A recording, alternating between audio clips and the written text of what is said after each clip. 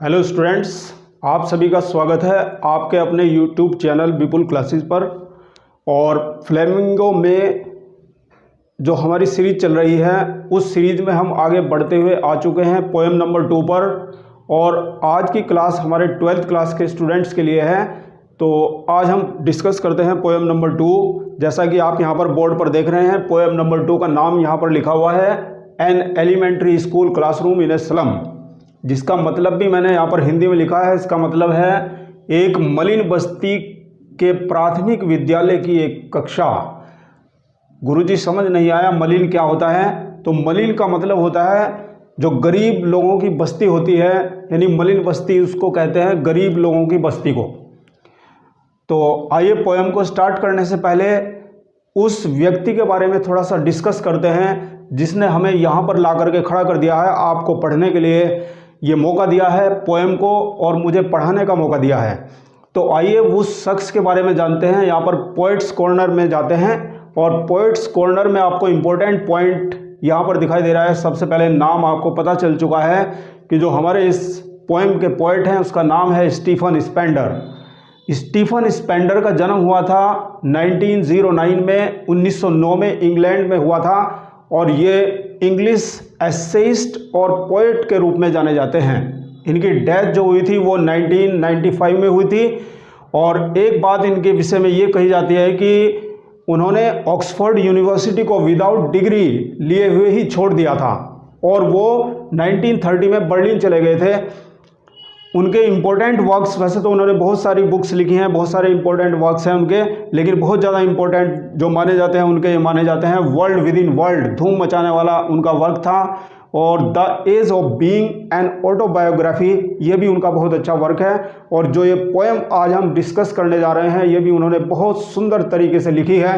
और इस पोएम के माध्यम से वो हमें बताएंगे कि किस तरह से समाज में गरीबी के कारण सोशल इनइक्वालिटी और सोशल इनजस्टिस फैलता है। तो आइए स्टार्ट करते हैं अपनी पोएम को। तो देखिएगा, पोएम जो शुरू होती है हमारी वो होती है, जैसे आपने टाइटल यहाँ पे पढ़ा है, तो टाइटल में क्या है? An elementary school classroom in a slum, यानी मलिन बस्ती की एक मलिन बस्ती है, एक गरीब लोगों की बस्ती है। और वो जो गरीब लोगों की बस्ती है उसमें एक स्कूल है और वो स्कूल एलिमेंट्री है। एलिमेंट्री से मतलब प्राथमिक विद्यालय, यानी कक्षा 1 से 5 तक के विद्यालय जो होते हैं। तो वहाँ पर मलिन बस्ती में, यानी जो गरीब लोगों की बस्ती है, उसमें जो विद्यालय है उसकी एक कक्षा का वर्णन किया गया है। और उस कक्षा में पढ़ने वाले गरीब बच्चे जो उस मलिन बस्ती के परिवारों से आते हैं तो उनका वर्णन किया गया है। और कवि यहाँ पर हमें बताएंगे कि किस कदर की गरीबी है और उस गरीबी के कारण किस तरह से हमारे समाज में इनइक्वालिटी होती है, यानी जो ग्रुप इनइक्वालिटी होती है हमारे समाज में, इनजस्टिस होता है, वो किस तरह से उजागर करते हैं। आइए देखते हैं। तो सबसे पहले शुरुआत करते हैं, वो बिल्कुल पहली लाइन देते हैं कि far far from gusty waves the children's faces like rootless weeds. यहाँ से वो अपनी कविता को स्टार्ट करते हैं। बहुत ही सुंदर कविता है, बिल्कुल बने रहिएगा मेरे साथ आप स्टार्टिंग से अंत तक। तो देखिए, वहाँ पर जो क्लासरूम है, यानी जो स्कूल है, स्कूल के अंदर जो क्लासरूम है और उस क्लासरूम में जो बच्चे बैठे हुए हैं, जो वहाँ पर शिक्षा लेने के लिए गरीब बस्ती के बच्चे आते हैं, उनका डिस्क्रिप्शन देते हैं पोएट स्टीफन स्पेंडर। सबसे पहले हमें बताते हैं कि दूर, बहुत दूर, हवाओं के झोंकों से बहुत दूर, इन बच्चों के चेहरे जो हैं वो बिल्कुल जड़ विहीन खरपतवार के समान मालूम पड़ते हैं। जड़ विहीन खरपतवार से मतलब अनवांटेड प्लांट्स, यानी जैसे आप किसी भी अनवांटेड प्लांट्स की अगर रूट को काट दें और वो मुरझा से जाते हैं, तो उसी प्रकार से माल न्यूट्रिशन की वजह से, अच्छा खान पीन न होने की वजह से इन बच्चों के जो चेहरे हैं वो पीले पड़े हुए हैं, मुरझाए हुए हैं। तो बच्चों का वर्णन कर रहे हैं, डिस्क्रिप्शन दे रहे हैं। फिर आगे बताते हैं कि जो क्लासरूम में सबसे आगे की तरफ एक लड़की बैठी हुई है और वो लड़की जो है वो एक बहुत लंबी लड़की है। वो कहते हैं कि एक लंबी लड़की अपनी गर्दन झुकाए हुए बैठी है। गर्दन झुकाने से मतलब है कि वो बोझ के कारण जो है उसकी गर्दन झुक गई है। हम ऐसा मान सकते हैं कि जब भी स्कूल की छुट्टी हो जाती है तो उसके पेरेंट्स उसको मेहनत मजदूरी के काम में लगा देते हैं और जिससे वजन ढोने की वजह से उसकी जो गर्दन है वो झुक गई है। तो पहला डिस्क्रिप्शन उसने दिया कवि स्टीफन स्पेंडर ने कि लंबी लड़की है, गर्दन झुकाए हुए बैठी है। फिर कहते हैं कि एक पेपर स्विमिंग बॉय यानी एक दुबला पतला लड़का बैठा हुआ है जो कागज के समान दिखाई पड़ रहा है, यानी माल न्यूट्रिशन की वजह से, खाने पीने की कमी की वजह से, पोषक तत्वों की कमी की वजह से वो बहुत ज़्यादा दुबला पतला है और उसकी जो आंखें हैं वो चूहे के समान बताई गई है, यानी उसकी आंखों में चूहे के समान तलाश है। यानी जिस प्रकार से चूहा खाने पीने की चीज़ों को तलाश करता हुआ इधर उधर अपनी आंखों को दौड़ाता है, उसी प्रकार से वो दुबला पतला लड़का जो कागज के समान दिखाई पड़ रहा है वो भी अपनी नज़रों को इधर उधर क्लासरूम में दौड़ा रहा है, यानी उसे भी खाने पीने की चीज़ें चाहिए, यानी उसको भी भूख लगी है। फिर बताते हैं कवि स्टीफन स्पेंडर की एक ऐसा लड़का बैठा हुआ है जो बिल्कुल से अभागा है, यानी अनलकी है, अनलकी हेयर कहते हैं उसको, यानी एक अभागा उत्तराधिकारी लड़का है। अभागा क्यों कहते हैं, यानी उसका भाग्य ने साथ नहीं दिया, क्योंकि वो जो है जन्मा है अपने पिताजी की द्वारा दी गई एक बीमारी के साथ, यानी उसको एक बीमारी हो गई है जिसको रिकेट बोलते हैं, यानी हड्डी मुड़ने वाला रोग जो है उसको है, जो उसको पिताजी को था, यानी उसके जो फादर की जो डिसीज़ है वो डिजीज़ उस तक पहुंची है, यानी वो अपने पिताजी की उस बीमारी का उत्तराधिकारी है और वो बेचारा मतलब अनलकी बॉय है और वो बैठा हुआ है और वो अपने डेस्क पर बैठा हुआ अपना लेसन लर्न कर रहा है। सबसे पीछे की तरफ अगर जाएं तो सबसे पीछे की तरफ अंधियारी क्लास में एक बहुत ही छोटा सा बहुत प्यारा सा बच्चा बैठा हुआ है जिसका वर्णन किया है कवि ने, तो कवि को वो बच्चा बहुत प्यारा लग रहा है और वो पीछे की तरफ बैठा हुआ है। तो इस तरह से डिस्क्रिप्शन दिया गया है, ये क्लासरूम में पढ़ने वाले स्टूडेंट्स का डिस्क्रिप्शन है। और फिर वो बताता है कि जो क्लासरूम है वो क्लासरूम जो है मतलब किस तरह की है, उनकी दीवारों का वर्णन करता है।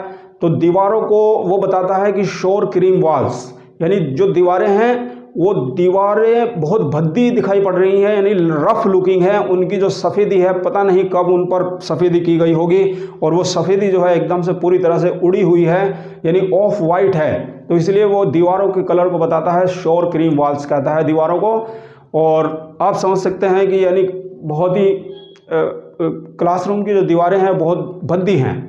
अब क्लासरूम को सजाने के लिए बहुत सी चीज़ों का यूज़ किया गया है, अब उनका वर्णन करते हैं कवि स्टीफन स्पेंडर। बताते हैं कि भद्दी दिखाई देने वाली दीवारों पर दान देने वाले लोगों की सूची लगी है, एक लिस्ट लगी है, यानी जिन जिन लोगों ने दान दिया है उनके नाम लिखे हुए हैं और जो चीज़ें उन्होंने दान की हैं वो चीज़ें आगे वो डिस्क्राइब करते हैं, वर्णन करते हैं। वो कहते हैं कि क्लासरूम के अंदर एक वर्ल्ड मैप लगा हुआ है जिसको वो ओपन हैंडेड मैप कहते हैं। वो कहते हैं कि ये जो वर्ल्ड मैप है, जो संसार का नक्शा है, ये वास्तव में दिखाता है कि संसार कैसा है, कहाँ पर कौन सा कॉन्टिनेंट है, कहाँ पर कौन सा सी है, कहाँ पर कौन सा ओशन है, तो ये सब कुछ हमें बताता है। लेकिन फिर वो कहता है कि ये जो संसार है ये इन बच्चों का संसार नहीं है, यानी एकदम से कंट्राडिक्टरी शो करता है। ये सब चीज़ें जो क्लासरूम में डेकोरेट करने के लिए लगी हैं ये सारी की सारी इन बच्चों के साथ में कंट्राडिक्टरी शो करती हैं, यानी विरोधाभास उत्पन्न करती हैं। इन बच्चों से इनका कोई लेन देन नहीं है, कवि हमें ये बताना चाहते हैं। तो कवि बिल्कुल बताना चाहते हैं कि ये जो संसार है, ये संसार जो है इन बच्चों का संसार नहीं है, इन बच्चों का संसार इस संसार से, नक्शे वाले संसार से कहीं अधिक दूर है। और वो संसार उनका उन मलिन बस्तियों में है जहाँ पर वो रहते हैं, उन गरीब बस्तियों में, वहाँ पर जो गंदा वातावरण है वही उनका संसार है। और जहाँ पर बहुत ही छोटी छोटी बहुत ही भिड़ी गलियाँ हैं जो आकाश में बंद होती हैं, यानी वो बिना छत के वहाँ पर रहते हैं, अंतहीन कोहरे की रात में पूरा उनका समय जो है बीतता है अपनी मलिन बस्तियों में, और यही उनका संसार है। तो इसलिए कहते हैं कि ब्लोट दीजिए इस मैप को, ये बकवास है। इन सब चीज़ों को बकवास बताते हैं कवि स्टीफन स्पेंडर, क्योंकि ये चीज़ें बच्चों ने कभी देखी ही नहीं हैं। अगला बताते हैं कि क्लासरूम के अंदर एक विलियम शेक्सपियर का हेड का फोटो लगा हुआ है, यानी विलियम शेक्सपियर जो है लिटरेरी जीनियस हैं, बहुत ही बड़े महान साहित्यकार हैं, इंग्लिश लिटरेचर में उनका बहुत बड़ा योगदान रहा है। उन्होंने बहुत से नाटक लिखे हैं, उन्होंने 154 उन्होंने सनेट्स लिखे हैं और उन्होंने जो है 37 प्लेज लिखे हैं। तो इस तरह से उनका बहुत बड़ा योगदान माना जाता है। लेकिन यहाँ पर क्लासरूम में इन बच्चों के लिए वो यूजलेस है, वो बेकार है। क्यों? क्योंकि ये बच्चे उस लायक ही नहीं हैं कि वो उनके द्वारा उन लिटरेरी जीनियस विलियम शेक्सपियर के द्वारा लिखे गए वर्क्स को पढ़ सकें। तो इसलिए वो कहते हैं कि ये सब चीज़ें बकवास हैं। और आगे बताते हैं कि क्लासरूम को सजाने के लिए एक सीनरी लगी हुई है, जिस सीनरी में उगता हुआ सूर्य, पर्वत, झरने, पेड़ पौधे, पक्षी और समुद्र, जहाज, ये सब चीज़ें दिखाई गई हैं। और क्लासरूम में एक फ़ोटो लगा हुआ है, जो फ़ोटो दर्शाता है एक बहुत ही ऊंची इमारत को दर्शाता है। और वो ऊंची इमारत की जो परछाई है वो पूरे नगर में पड़ती है। और ऊंची इमारत की जो गुंबद है वो सभ्यता का एक प्रतीक मानी जाती है। तो यहाँ पर देखिए आगे एक और फ़ोटो लगा हुआ है, जिसमें जो सीनरी मैंने आपको बताया, जिसमें जहाज़ है और बहुत सारी चीज़ें हैं जो बच्चों को लुभाती हैं। बच्चों ने ये सब चीज़ें कभी देखी नहीं हैं, यानी उन्होंने कभी जहाज़ को यानी शिप को कभी नहीं देखा है। उन्होंने जो सुंदर सुंदर चीज़ें उस सीनरी में दिखाई गई हैं वो अपने जीवन में कभी देखी नहीं हैं। तो इसलिए ये सारी चीज़ें जो है बच्चों को लुभाती हैं और बच्चे सोचते हैं कि वो इन चीज़ों को चुरा करके घर ले जाएं। तो देखिए, जो चीज़ें बच्चों में चोरी की प्रेरणा दें, यानी जो बच्चों को लुभा रही हैं, चोरी करने के लिए इंस्पायर कर रही हैं, तो वो चीज़ें सब बकवास हैं, वो चीज़ें बेकार हैं। तो इसलिए कवि स्टीफन स्पेंडर हमें बताना चाहते हैं कि ये सारी चीज़ें कंट्राडिक्टरी हैं जो क्लासरूम को सजाने के लिए यहाँ पर लगी हैं। इन सब चीज़ों का कोई इम्पोर्टेंस यहाँ पर नहीं है, ये सब चीज़ें यूजलेस हैं बच्चों के लिए, इसलिए बकवास है, इन सब को हटा दीजिएगा। फिर कवि गुजारिश करता, मतलब कवि हमें बताता है कि जो मलिन बस्ती में ये बच्चे किस तरह से रहते हैं, यानी स्लम चिल्ड्रन जो है वो किस तरह से रहते हैं। तो कवि स्टीफन स्पेंडर हमें बताते हैं कि ये बच्चे कूड़ों के ढेरों पर रहते हैं। ये बच्चे अपने अपने छोटे छोटे क्रैम्प्ड होल्स में, यानी छोटे छोटे घरों में असंख्य बच्चे जो है चूहों के समान रहते हैं। और ये बच्चे कूड़ों के ढेरों पर रहते हैं। कूड़े के ढेरों पर बैठ करके ये बच्चे अपनी ही स्किन को पहने रहते हैं, अपनी ही खाल को पहनते हैं। अर्थात बहुत अच्छा एक्सप्रेशन दिया है कवि स्टीफन स्पेंडर ने। वो हमें बताना चाह रहे हैं कि इनके पास पहनने के लिए कपड़े नहीं हैं और उनकी जो हड्डियां हैं वो उनकी खालों से बाहर झांकने का प्रयास करती हैं। अर्थात माल न्यूट्रिशन को शो करते हैं कवि स्टीफन स्पेंडर कि किस कदर की मतलब खाने पीने की कमी है, किस कदर की माल न्यूट्रिशन है, किस कदर की गरीबी है और कैसा सोशल डिस्टिंक्शन है, यानी कैसा इनइक्वालिटी है बच्चों के लिए, जो इनकी बस्ती को दूर धकेल दिया गया है अमीर लोगों के द्वारा। तो आप देखें ये बच्चे किस तरह से रहते हैं और ये स्टील के स्पेक्टिकल्स पहने रहते हैं। और गरीबी की वजह से क्या है कि स्पेक्टिकल्स के जो लेंसेज होते हैं वो पूरी तरह से टूटे फूटे रहते हैं और वो फिर भी मेंड करके, उनको फिर भी मरम्मत करके पहने रहते हैं। और वो टूटे हुए ग्लास के जो टुकड़े हैं वो बिल्कुल इस प्रकार मालूम पड़ते हैं जिस प्रकार से किसी पत्थर पर कांच की बोतल के टुकड़े रख दिए गए हों। तो बहुत ही ज़्यादा गरीबी यहाँ पर दिखाई गई है। अब कवि स्टीफन स्पेंडर कहते हैं कि जो लोग इस स्कूल में आते हैं, जो गवर्नर आते हैं, जो टीचर यहाँ पर आते हैं, जो इंस्पेक्टर आते हैं, जो विजिटर्स आते हैं, उन सब से गुजारिश करते हैं, कवि स्टीफन स्पेंडर कहते हैं कि इन सब लोगों को, इन बच्चों को ज़्यादा से ज़्यादा सुख सुविधाएं प्रदान की जानी चाहिए। और जो चीज़ें, जो बैरियर्स हैं, जो बाधाएं हैं, इन बच्चों की जो मीनिंगफुल एजुकेशन के आड़े जो बाधाएं आती हैं, उन सभी बाधाओं को इन लोगों को तोड़ देना चाहिए और इन्हें अधिक से अधिक इन्हें फैसिलिटीज़ प्रदान करें ताकि ये बच्चे पढ़ लिख कर अपने करियर को बनाएं।